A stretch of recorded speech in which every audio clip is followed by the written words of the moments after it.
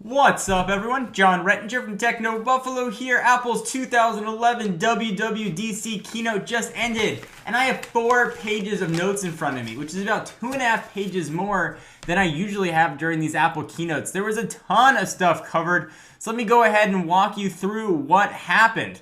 So we're going to go ahead and do this a bit differently. Usually the recaps are me facing this direction, talking to the camera. Instead, I'm going to use Techno Buffalo as my backdrop here so I can show you some of the images that we're talking about. You see me look down? Again, it's because I got a whole bunch of notes in front of me. All right, so it began with talk of OS X Lion. We began with a little bit of demos. They gave some facts on Macs in general.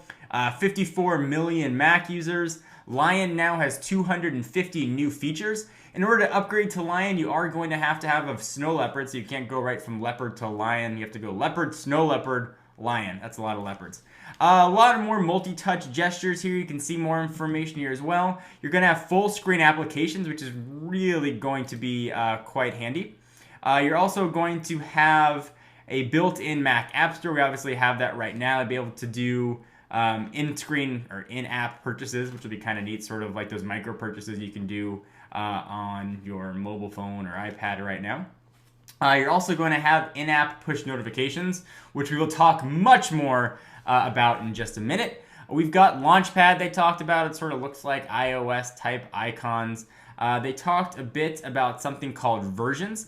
You can see it right here. It's going to create a new version of a document each time it's opened, and it's just going to record the delta. And what the delta means is just the changes. You're not going to be stuck with a ton of different versions, but you're going to have really one version that has all the changes in it, so you're never going to be lost without something. Like, let's say you're editing a document, let's say hypothetically a term paper, and you forget to save it, and you're like, crap.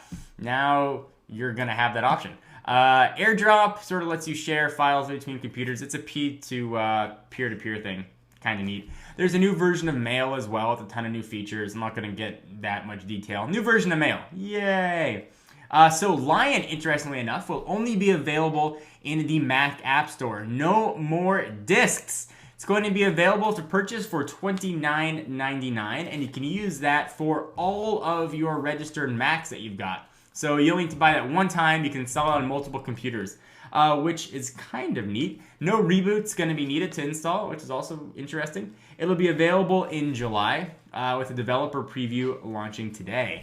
Now let's get to the meat of these 4 pages, and that is iOS 5. I'm just going to get it out of the way. There was no mention of an iPhone 5, an iPhone 4S. This is strictly iOS 5, which will work on the same devices that iOS 4 fully works on. So it'll work on your iPhone 4, your iPhone 3GS, recent generation iPod Touches, and of course first and second generation iPads.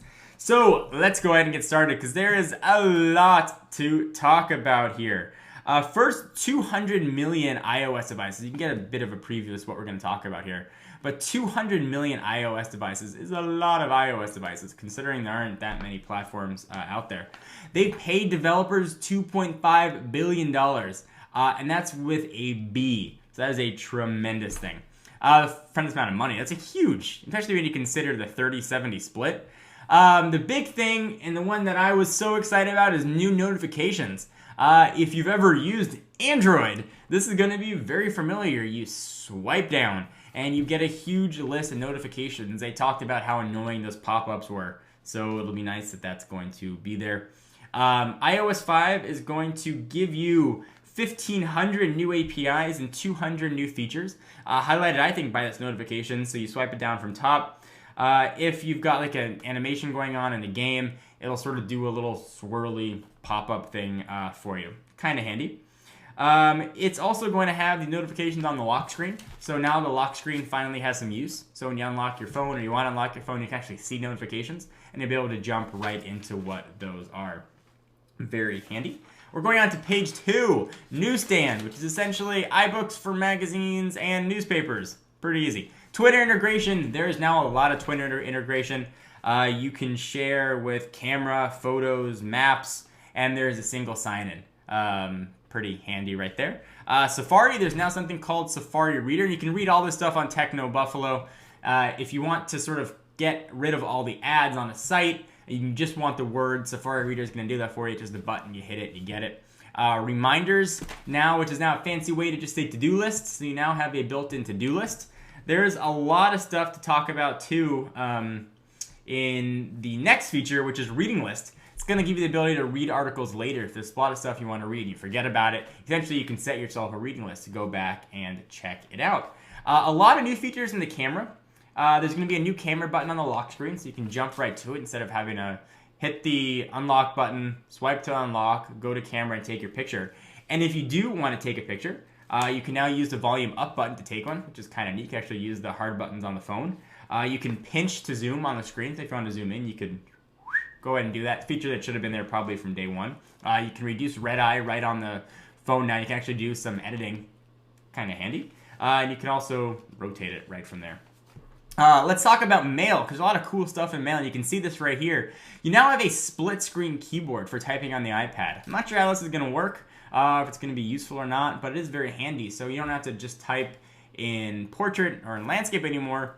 Portrait, you can do a little quicker thumb type in action. Kind of handy. So updated keyboard, again, some updates to Mail.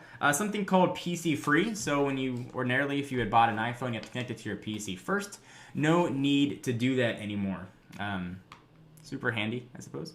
The next thing they talked about is Game Center. Oh, to back up to PC free, and now be able to get your software updates over the air. So yay! Just be on Wi-Fi though. Game Center. 50 million Game Center users in just 9 months, and they gave a bit of a dig at Xbox Live, saying it took Microsoft, they have only 30 million users, and it took them 5 years. So 20 million extra in a much, much less time. This is the big one now, I think a big one, something called iMessage. If you've ever used BBM or BlackBerry Messenger, as it's called, that's one of the big selling points behind a BlackBerry. It's got its separate SMS or MMS protocols built in there. Now, Apple's got an iMessage system built right in. So you're going to be able to send texts, pics, and videos. It's going to work on all iOS devices. You're going to get delivery receipts, so you can know when people saw it or not. You can see if they're typing in real time, so it'll say typing. You're also going to get, of course, the new push notification system. It'll work cross devices, so you can start typing something on your iPhone, switch on over to your iPad. It'll work on Wi-Fi or 3G. If you've ever used BBM, it's one of those things you have to really use to appreciate how it works. When I first thought of it, I was like, what's the difference between just sending a text?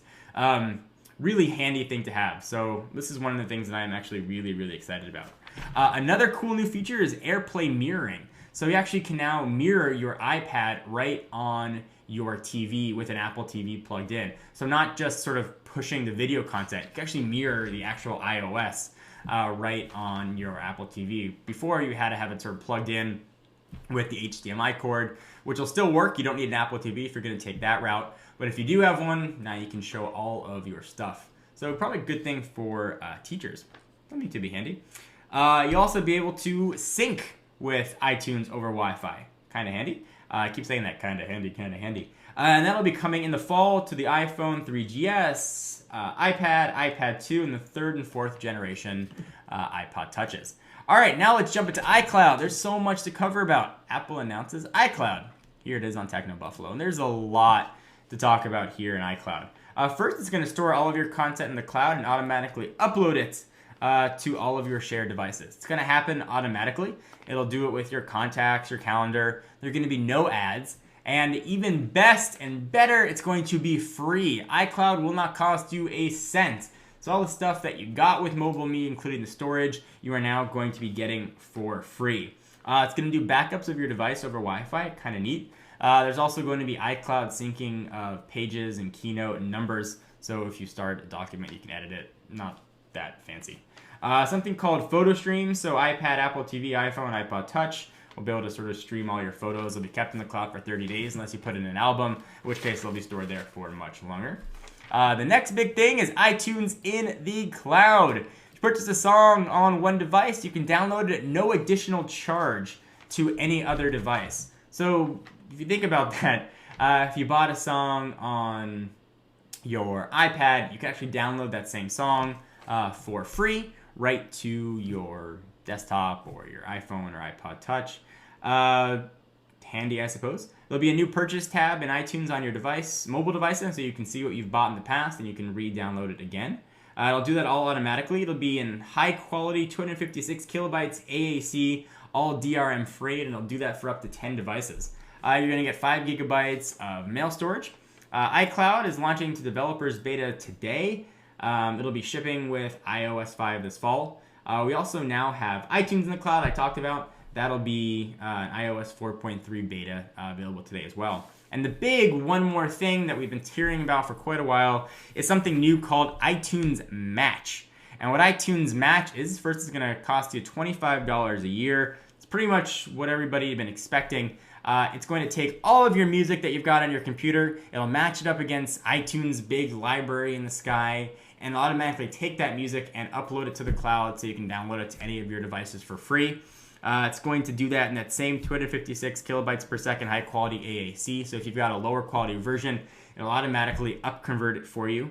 And all this will be done in minutes, supposedly. So it'll go through your whole library, give you the ability to download the songs in just minutes. And it'll be $25 regardless of how many songs you have. So if you have 2 songs or 20 million songs, or whatever number of songs iTunes has, if you have every one of them that's been bought supposedly legally through iTunes, you'll be able to get all of those right there. And that was the gist of it. That was 4 pages of notes. So a lot of stuff happened.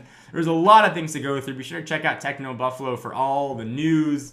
Also E3 stuff you can see coming up here. There's just a lot of action coming. A lot of photo booth stuff, gets full face mode tracking in Lion. Just a lot of really cool features. Be sure to check them out. I need a break.